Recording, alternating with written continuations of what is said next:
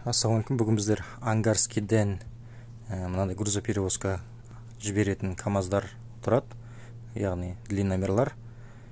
Петропавловск, Омск, Омбы, жәнегі Қарағанды, Түркістан, бүкіл Қазақстанның барлық қалаларына бар. Павлодар, Теміртау, және де әр фуралардың өзінің хозяиндары бар, яғни Павел дейді, Шура Оля дейді деген сияқты өзінің аттарымен нетілген, жазылған.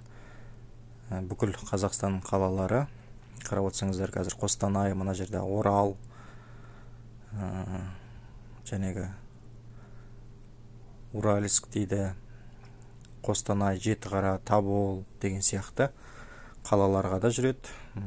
Не қарасаңыздар, және де Батыс Қазақстанға да Атырау, Ақтау, Ақсай, Жаңаөзенге дейін бар Берік деген кісілер. Және де Астананың бірнеше тоже КамАЗдары бар, Ақтөбеге де жүреді, қарап отырсаңыздар.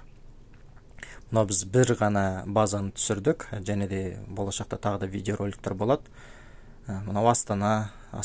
Бұл Ангарский 147 деген адрес бойынша.